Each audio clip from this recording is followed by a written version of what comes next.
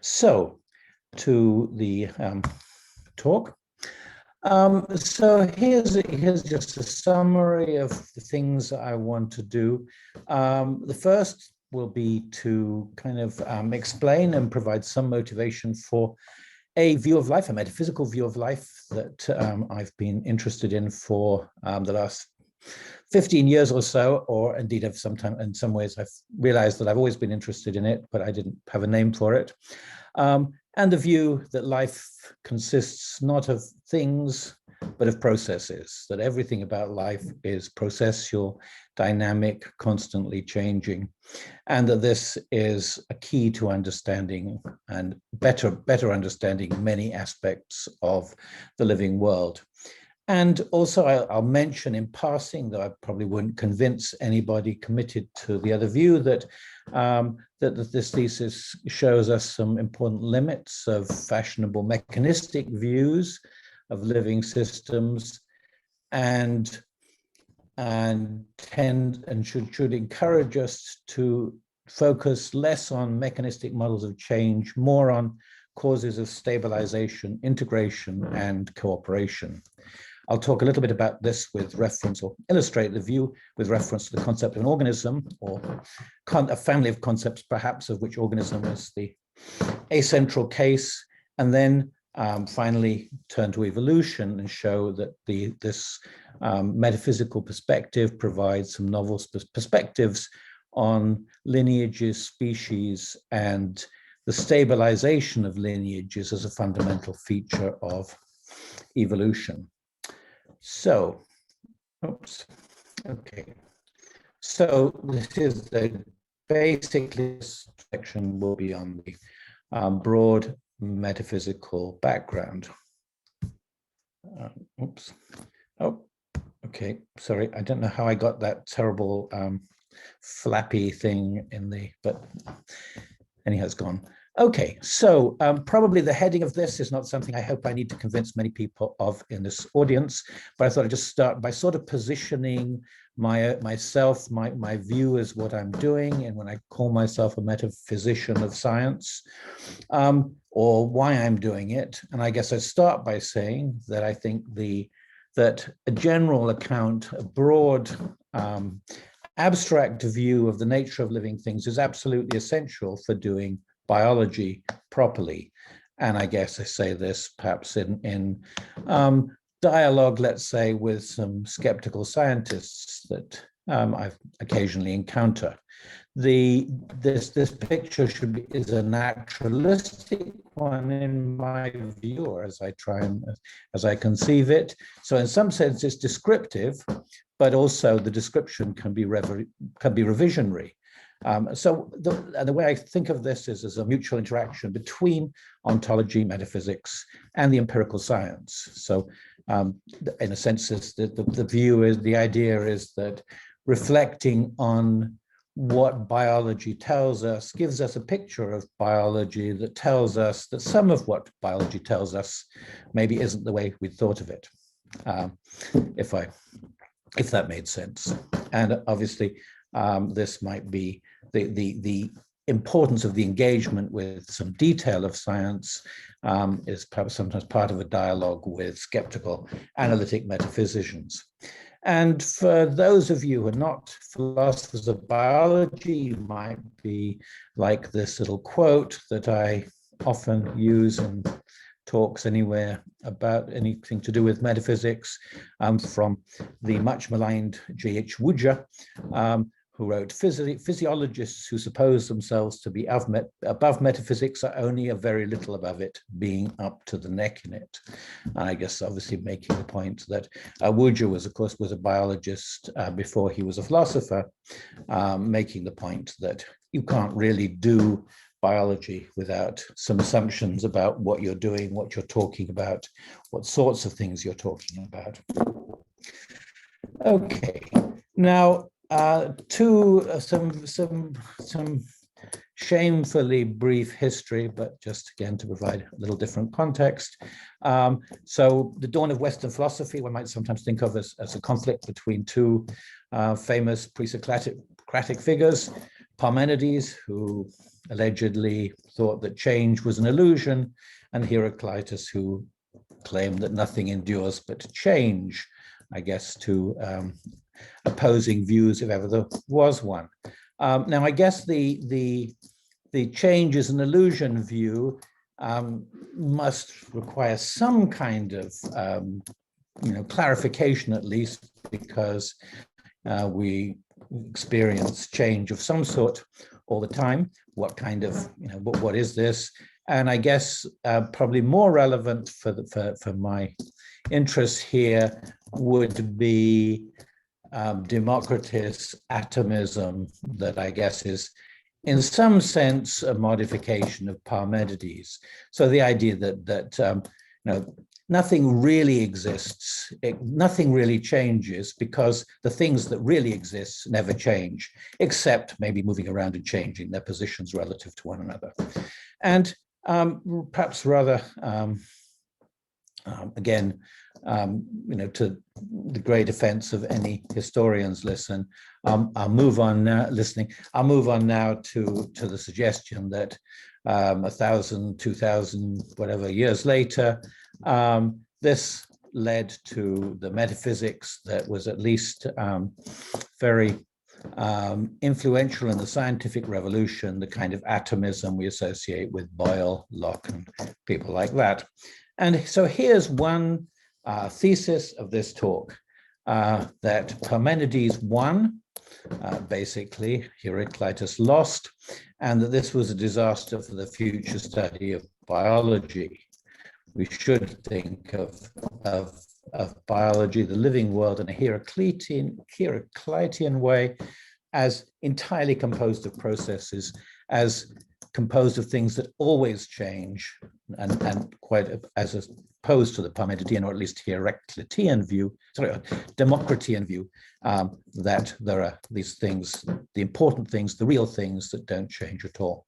Okay, enough history, and except that okay, good. So, so now moving, as I say, to what I take to be a kind of descendant of some aspects of this Democritean view, which is the kind of neo-mechanism that we find so widely defended by philosophers of science today. And what are the aspects of this that I'm interested in, particularly, is the bottom-up explanation of wholes in terms of parts, which I think is kind of an expression of an ontology that sees things composed of things. The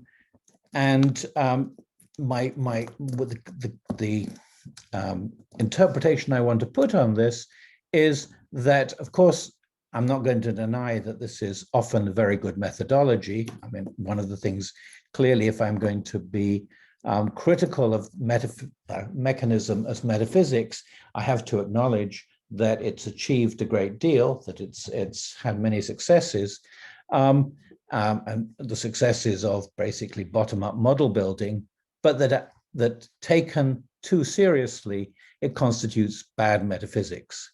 And the way I would explain this is by saying that mechanistic models are always, at least in biology, abstractions from underlying processes, because taken literally, they suggest, and I don't really mean everybody is quite at the level of de Vaucanson's mechanical duck, but in some ways, this is still a model that has some relevance.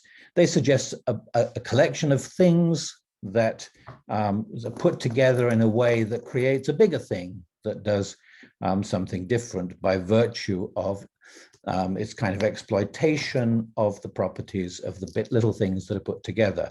And of course, in biology, the absolute paradigm of this is the genome, which is the thing that sort of sits there in some views of biology, sending out messages to bigger things to do this or that.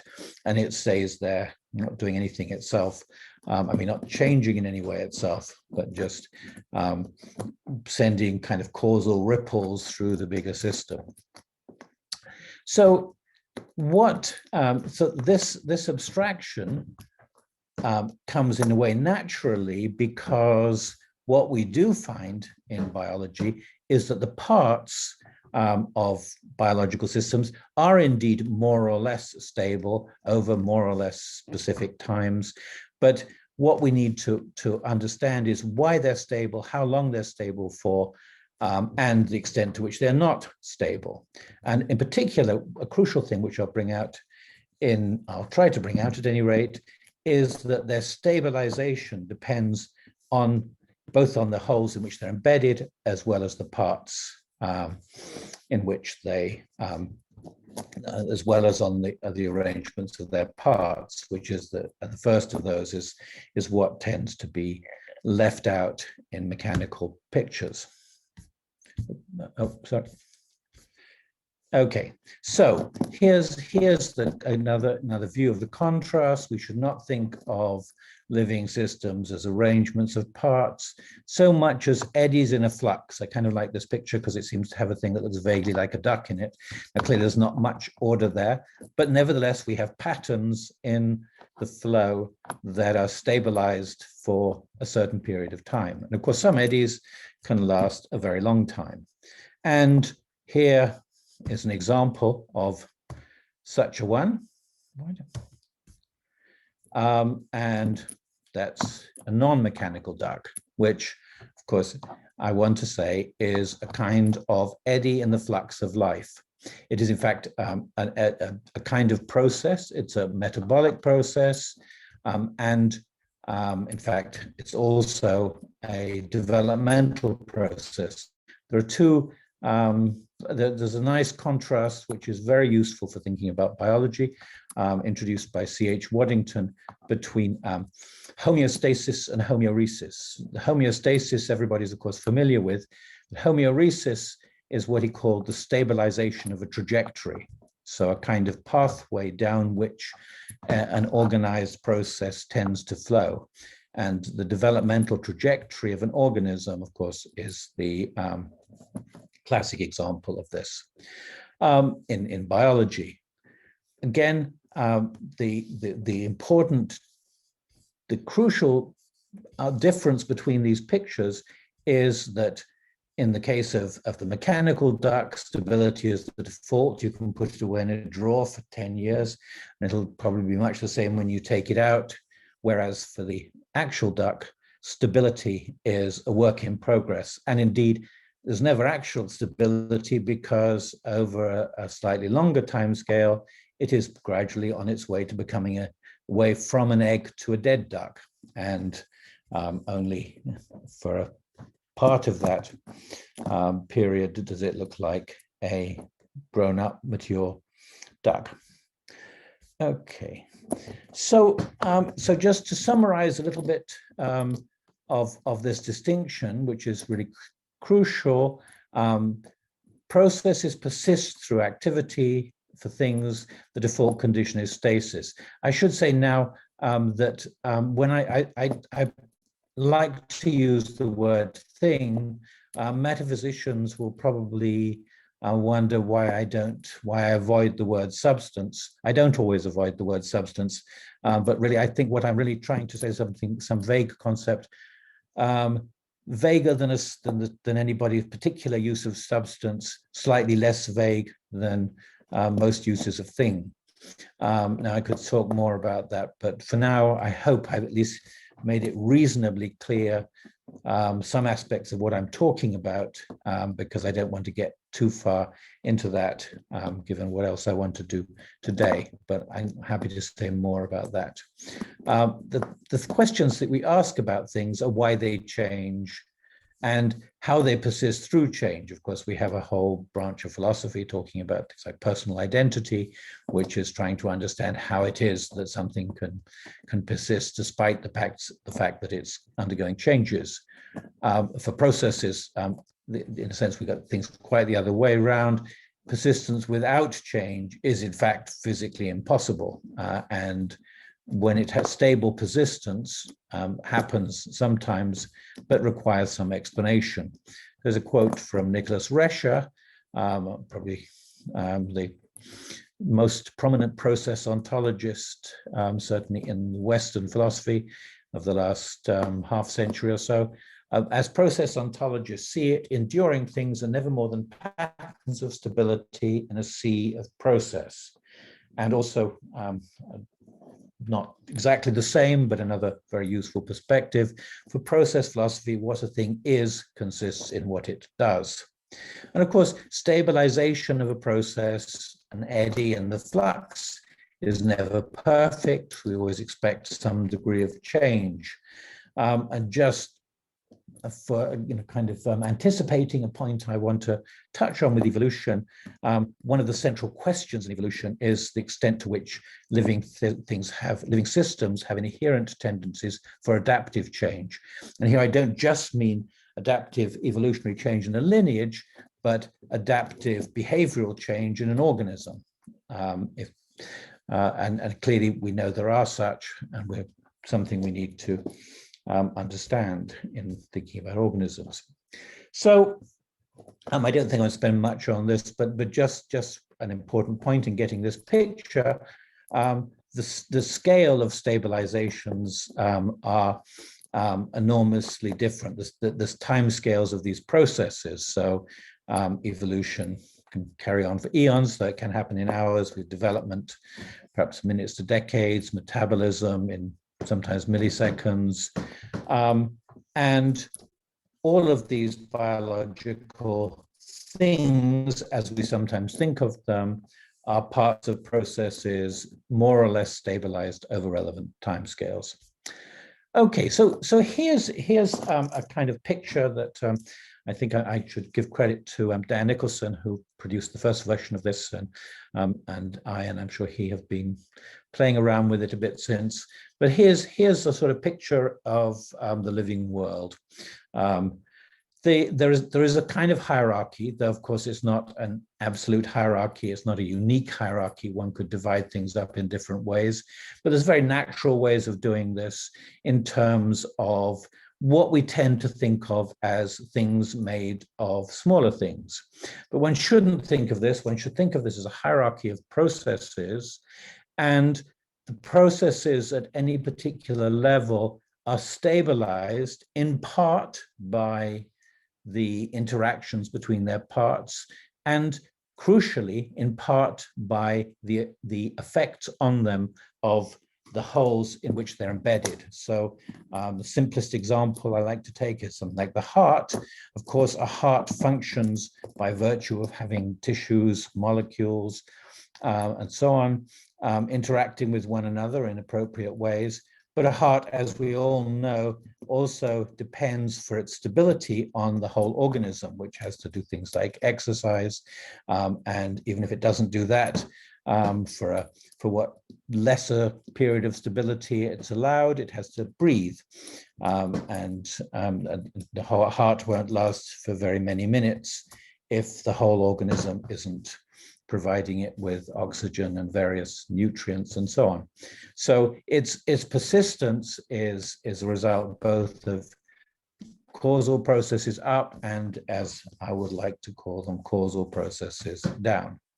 Okay, so this is, I'm probably going too slowly, so I'm trying to move on, but and I'll try and illustrate exactly how this plays out in a crucial case of organisms.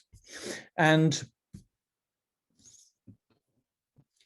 actually, I want to say there are three reasons. I'm inclined to say each of them would be individually decisive, but together they seem to me to provide an extremely compelling argument for the need to see organisms as processes. So one thing is that there's nothing distinctive about the morphology of an organism at any particular stage that determines what the organism is. To understand, to give even an adequate description of an organism, we need its life cycle. We need to say what happens to it over time. That's to say, we need to look at its homeoretic stabilization as well as its homeostatic stabilization. And of course, as we all know, temporal parts of an organism may be very different. And even to recognize the organism, reliably, we need to know a fair number of its temporal parts. Secondly, the persistence of an organism or a life cycle requires an enormous amount of activity, and especially, or sometimes I just call this activity metabolism. But and we just think of the literally trillions of interactions that are going on in your body at this moment that stabilize it in the way you hope to remain for a few more years or decades. But this stability is not the default, it's the consequence of this massive amount of activity going on inside you. And thirdly, and this is something that I think is perhaps still less widely understood, but is becoming very central in among sort of theoretical biology and philosophy of biology, is the omnipresence of symbiosis. Organisms are so deeply intertwined with one another, at least organisms are traditionally understood, that the boundaries between them are often quite ambiguous. And there's no problem at all, I think, in understanding the intertwining of processes, but it's very hard to think of any traditional concept of a thing, or here again I might say a substance, which allows a blurring of the boundaries to the extent that is between the two things, to the extent that is absolutely typical of the boundaries between organisms. So just saying a little bit more about each of these. Here, I think I won't spend any time on these, just illustration. We're all very familiar with the idea that organisms are thermodynamically open systems, far from equilibrium, and the flow of this of energy through the system is what enables it to maintain its integrity and its structure. And this is just the metabolism maintaining what is, I think, quite literally an eddy in this flux of molecular and high-level activity. And again, equally familiar is the idea of developmental processes, the fact that organisms go through a sequence of different stages. Of course, they're not, sometimes they have rather rapid transitions, as in the case of insects that go through metamorphosis. But more typically like us, they just continuously change, but in ways that make quite characteristically different stages. So I don't think either of those is problematic. And I guess it's not exactly problematic once we realize symbiosis. I think all I want to make clear with this slide is that symbiosis exists on a kind of spectrum. And often when people talk about symbiosis, they might be thinking of something more like the little clownfish in an anemone, where two organisms are to some degree dependent on one another, that they couldn't live without one another, but they live very different lives. You could take the anemones off, and probably they could survive reasonably well without one another, probably not just as well. But the symbiosis that is of interest is much more profound than this. So if we move to the cow is a sort of system that basically maintains itself by processing grass. Grass is, however, very difficult to process, and the way, and actually large organisms have not generally got terribly good at chemistry, or at least at the chemistry of metabolizing stuff in the environment. They have subcontracted to consortia of microbes. And cows have, as you I'm sure know, a series of stomachs containing microbes that undertake this process of metabolizing cellulose. I sometimes like to think of the cow as a sort of microbe solution to processing grass, because the problem for a microbe is that the chemistry requires various collaborators, various microbes doing different bits of the chemistry. And ideally, you do this in a sequence. And so what you really want is a sequence of vats with different communities of microbes in them connected with some kind of tubing. And then the second final problem is you don't use up all the grass in one place. So you want some kind of primitive locomotive system. So essentially what you want is a cow, primitive locomotive system with a series of vats inside it connected by tubing. So, in some ways, it's not just that microbes live in cows, it's more that cows are what make microbes able to function. At any rate, the microbes are an absolutely essential part of the cow. And then the final stage is something, again, another kind of more familiar example is the lichen or lichen, depending on your preference, which is a symbiosis between a fungus and a photosynthetic bacterium or alga, and the two in many cases are obligatorily dependent on one another. So they form a cooperative system that is integrated in a way that cannot be taken apart and still function, but they have separate lineages because they reproduce independently. And how many organisms you have there is really an unanswerable question. You take one fungus and a very large number of bacteria that might be coexisting with it. You can count all of those, and you can also count the lichen, and none of them seems to me to have a kind of sole claim to existence. Okay, so moving back into a more philosophical mode, what's an organism? And I must apologize for using subscripts. I believe it's the first time in my philosophical career that I've resorted to this, but it does seem to help here. So I start with what I think most biologists, without much thinking about it, will say an organism is. So there are two kinds. There are bacteria, unicellular organisms, also various other kinds of unicellular organism. And then there are the multicellular ones that make mammals and trees and fish and all those kind of big things. But crucially, what those are a clone, a line of cells derived from a founder cell. And they're all more or less genomically the same. But of course, if you actually look at the systems that I've just been talking about, these contain cells derived from many sources that combine to form a functional system, or what David Howell called an interactor.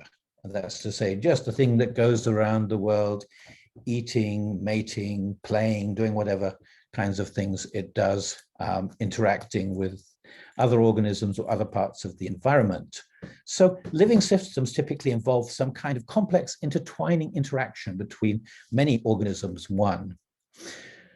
So defining the boundaries of organisms too is difficult. It's undetermined, it's interest relative. And one of the reasons for this is particularly when we get to very complex systems like us, there are some of the components are essential that the organism wouldn't survive without them. Others are pathological. Others are along a whole spectrum in between of things that are beneficial, harmful, passing through, resident there, resident but not very helpful, resident but necessary, and which these are parts of us and which of them are not is really an underdetermined question. On the other hand, if we say, well, let's say none of them are part of us, then what you're left with is a completely non-functional entity that's incapable of interacting with the world. Okay, so I think the solution to this, I think, is that you just have to decide, depending on your context of inquiry, what individual you want to draw your boundaries around. I can talk a bit more about that. I call it, will resonate with some people who've known some of my early work. I call this promiscuous individualism. and basically just means there are many ways of carving individuals out of the flux of living material in which organisms exist. And I guess just one self-citation, and maybe I think it's the last, in which I say more about this collaboration with Maureen O'Malley some years ago. Organisms are functional entities, interactors, and this is what I want to kind of the primary notion, is that they're the stabilized systems where lineages interact in a shared metabolism. And this shared metabolism produces the stable thing-like organism, and the stabilization of the organism processes facilitate the persistence of the lineage. Okay, so finally, evolution, or at least the ultimate constituents of evolution. So first of all, what evolves? And of course, as I'm sure everybody knows, organisms do not evolve. Organisms, they live, reproduce and die, but they don't. Evolution is generally taken to apply at a higher level, specifically to lineages. If there are entities at all that evolve, they are lineages, sequences of ancestors and their descendants. And they evolve by, just descriptively, because the traits in the lineage at one time differ from those at another time. So what kind of lineages are these? Obviously, there are lineages of all sorts of things. Not all of them evolve. And I guess there's a question with biological lineages. There are some kind of ambiguities in how we talk about that. Whether we talk about just drift as evolution, where the properties just change by chance over time. I'm actually quite in favor of thinking evolution is just the change. Some of it's by chance, some of it's by more directed, from more directed processes, causal processes. At any rate, the particular interest we tend to have from an evolutionary perspective is in species. And species, as I'll say a little bit more about, are parts of lineages. Now, or at least they're generally treated as parts of lineages. There's some problems with that. They might consist of isolated populations that are not perhaps necessarily parts of the same lineage. And as I'll also say a little bit more about, some species aren't really very well defined at all.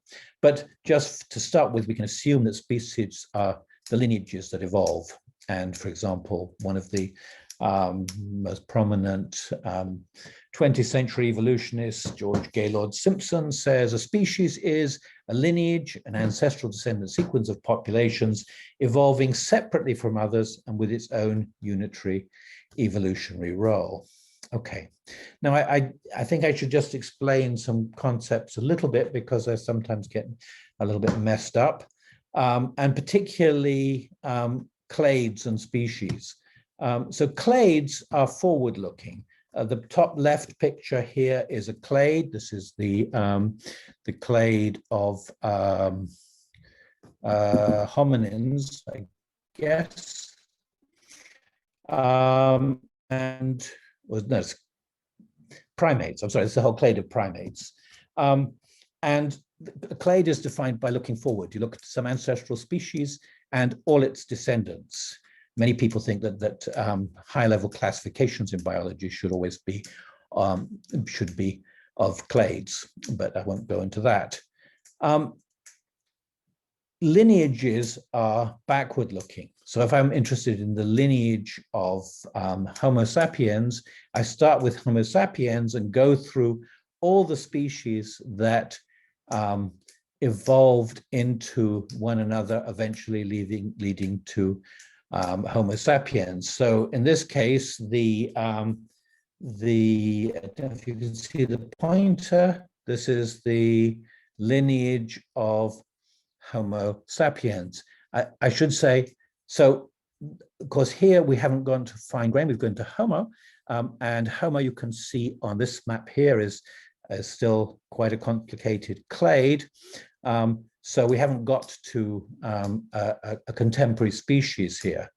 But what is interesting about this picture is that, or one thing, is that all of these lines are what were species at the time. And they were species up to the point where they divide into two species, and then one of them carries on to be the lineage of humans. So most pictures you see of lineages are a little bit wrong in this regard and include branches. I think I've got one shortly, but at any rate, this is the lineage. And the importance of a lineage is that it is some kind of coherent individual process.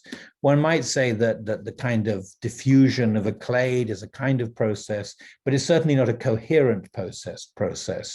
So the species is a temporal part of a lineage. A lineage is a sequence of species and is more or less coherent.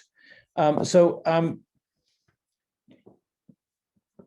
we tend to think of species as quite distinct parts of lineages defined by branching points. As we work with, it's worth saying that these are actually, it's a little bit of a wishful thinking, because branching is far from a precise moment in time, and indeed, branching may carry on over tens of thousands of years, and it may start to happen, and the branches may remerge. So we then just are inclined to say retrospectively there were two somewhat separated populations. So this isn't very precise, but when we draw the history, we draw these branches of what actually ended up being distinct lineages leading to distinct clades, and we can say sort of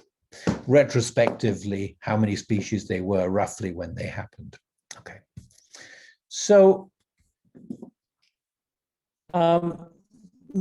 some people, certainly philosophers of biology, will be aware of a very famous thesis by Michael Gieslin top, David Howell bottom in the picture, which was the thesis that species were individuals.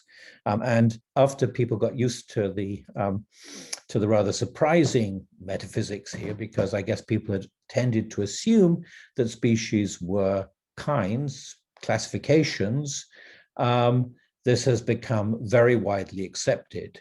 And species are therefore thought of as branches of the phylogenetic tree, specifically terminal branches now.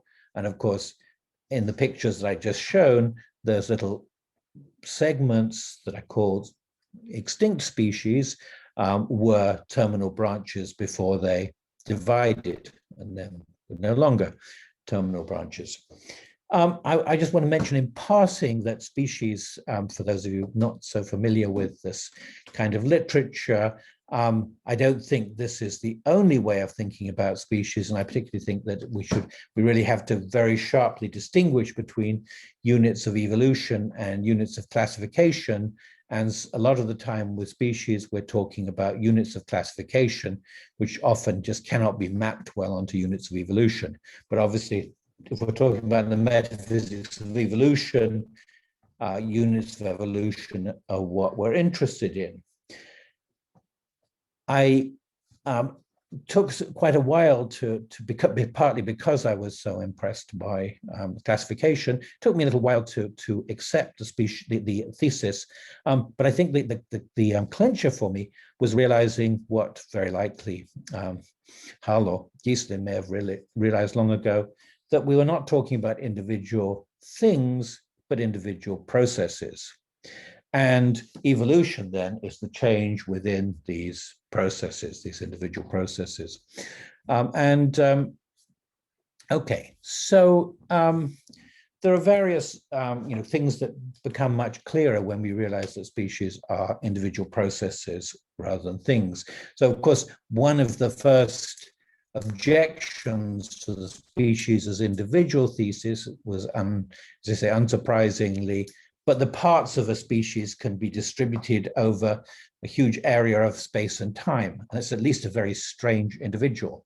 Well, it's a strange individual thing, but it's not a particularly strange individual process.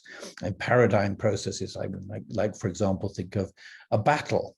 The combatants, or even a war, is some kind of a process. The combatants and the bits of military hardware are quite discontinuous. They may be spread over a very large area, but they're all parts of that process, which is the ongoing battle, just for example.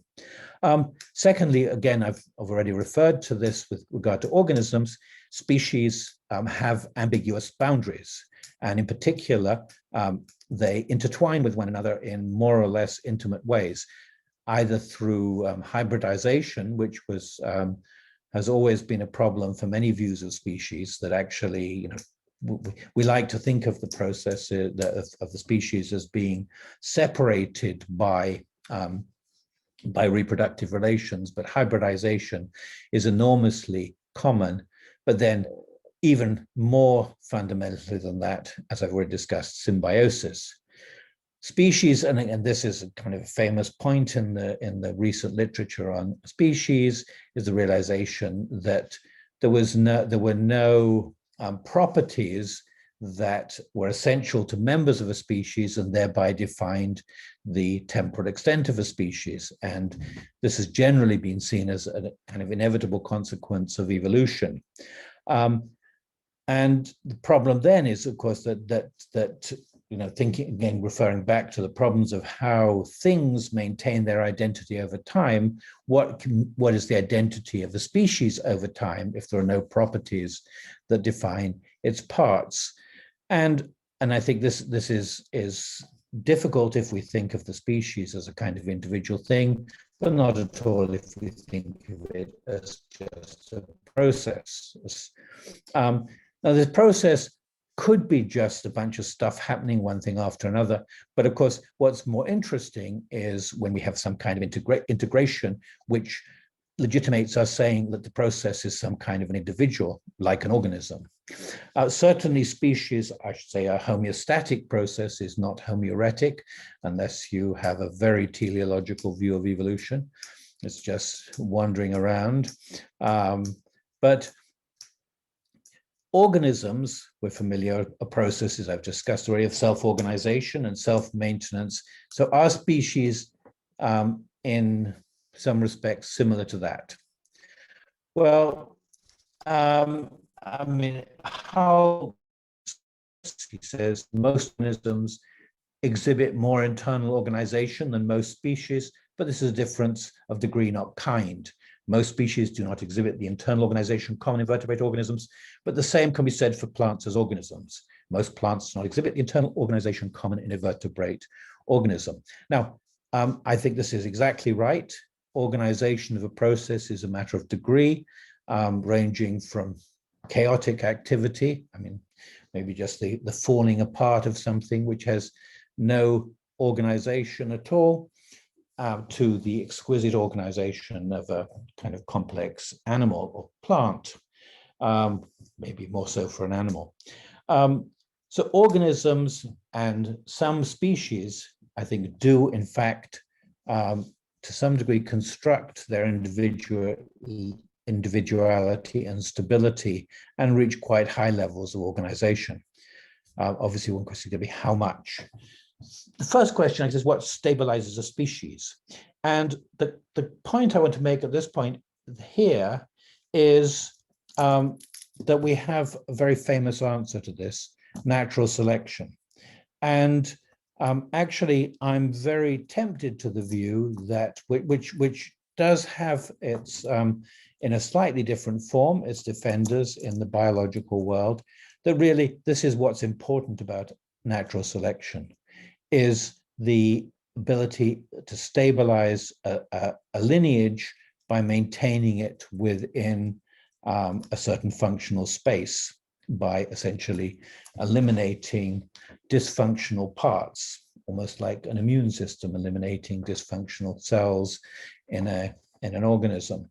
And as I say, I'm somewhat tempted to think this is, I'm actually strongly tempted to think this is really the crucial thing about natural selection, rather than the, I think, more questionable idea that natural selection can actually shape organisms.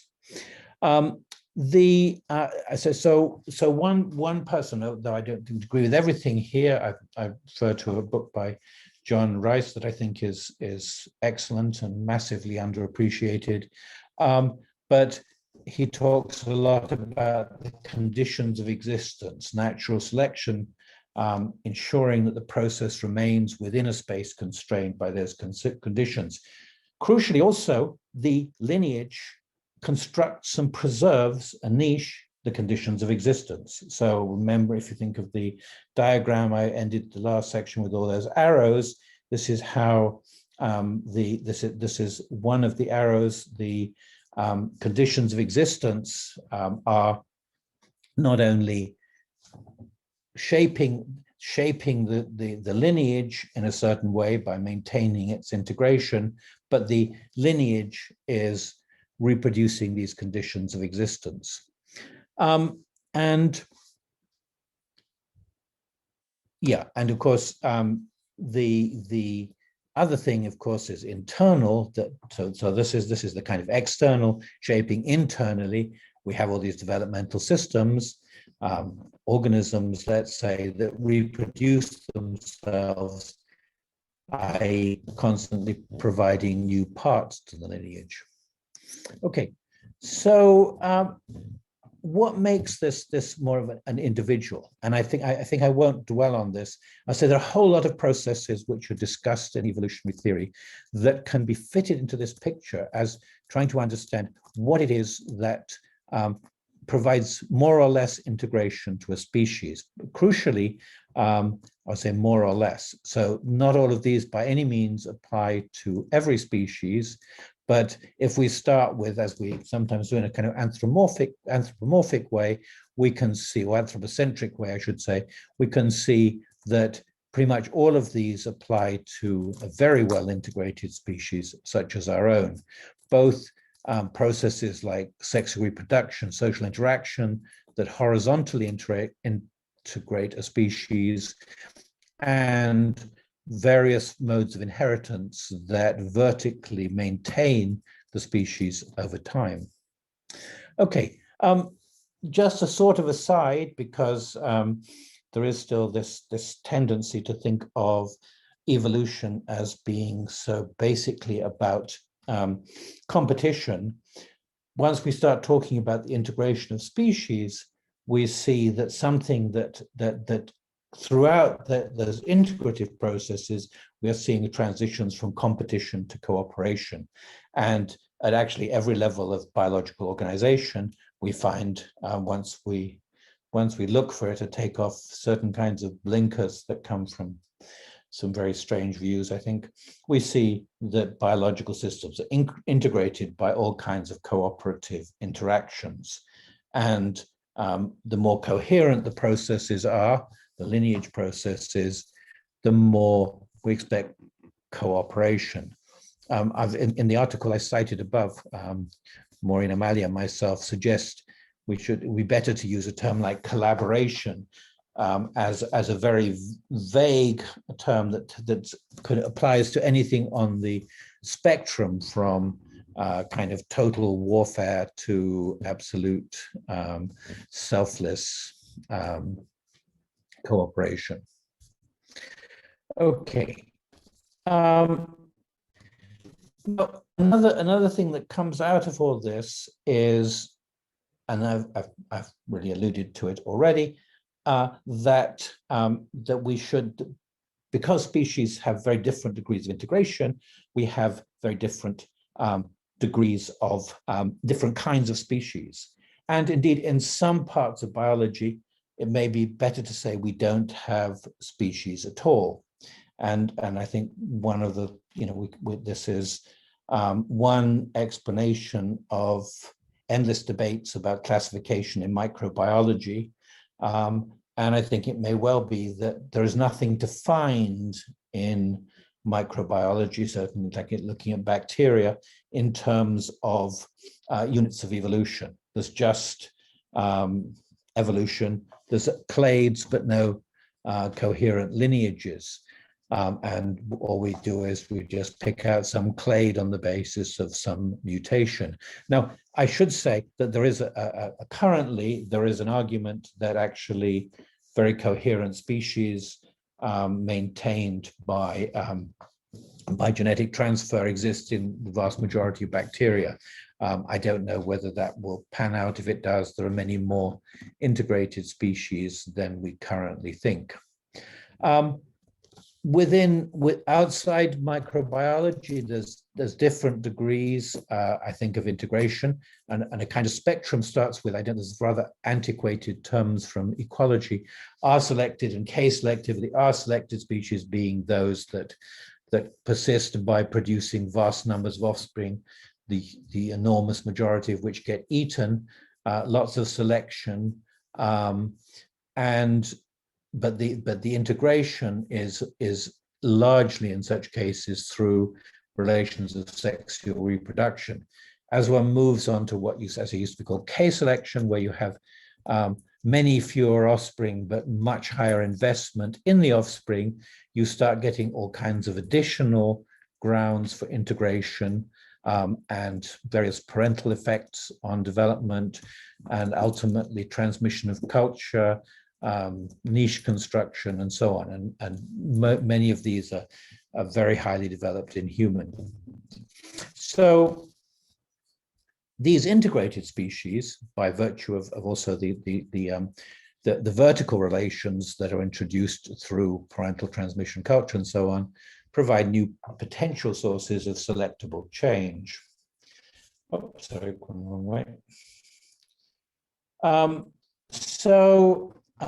I think I will pass this because I'm taking too long, and this is so. Just finally get to about what's a lineage? It's a group of organisms related over time by ancestral descendant relations, and in the first place is just a useful abstraction. But as relations are added between members and the lineage becomes increasingly distinct and coherent, it becomes more interesting to identify these, and we can identify continuous processes over quite long periods of time, and these exhibiting a variety of adaptive processes. Also, of course, not all of these processes are adaptive. There's a good deal of random wandering through just the space of adaptive possibility, the space allowed by the conditions of existence. And I just come to finally some concluding thoughts. One is, of course, if lineages are individuals of any interest, they probably should have some properties. If they don't really have any properties other than being lineages or being processes, we probably shouldn't care that much. But I think that at least one obvious candidate, which is very salient to a lot of contemporary biological theory, is evolvability. And evolvability is generally discussed in terms of individuals, ways in which the genome relates to the phenotype. But of course, that's a little odd because individuals are not what evolve. Lineages, species, populations are what evolve. And so it might be that evolvability of a population, cross-section of a lineage, is just a summative property of organisms. But it seems a more interesting possibility, I think, is that species as integrated processes can exhibit evolvability as a specific and growing capacity. And of course, the sort of things I've talked about as integrating lineages, cultures, I didn't talk about it, but I could have sexual selection, and Dean structure again didn't. But a number of these evolutionarily interesting properties of lineages seem plausible basis for such a property. Finally, getting more speculative, there's a good deal of talk in biology about agency, and this grows out of the multiple and often very flexible ways organisms have of responding adaptively to changing environments. And the ability to respond in these ways tends to tempt us, at least, to think of organisms as agents in a way obviously derived from our experience of human agents. Is it possible that lineages have some agent-like properties too? I'm kind of agnostic on these points, but I think we can think about it as a serious question once we take this process perspective on the lineages. And final related thought, that I think that more broadly than just agency, we have all kinds of features often thought of in terms of humans that seem rather embarrassing for mechanistic bottom-up evolutionary biology. So agency first, but then teleology, consciousness, the mind, all of these kind of raise real worries in people's minds. How could these things, where could these things come from? If they exist, if they exist in living systems, they presumably evolved, but how could these things evolve from just, kind of more complex arrangements of stuff? But I think, as seeing this problem as trying to build things out of parts is very difficult, but within a kind of constantly developing and perhaps even agent-like evolutionary processes, then and rather than just somehow the same process in the kind of way a thing is the same thing over time, existing since the primordial slime, we move to this more emergent picture and see the evolutionary process as evolving. At least we have, I think, a framework in which it's more possible to think sensibly about where these peculiar things came from. And with that, I will come to an end.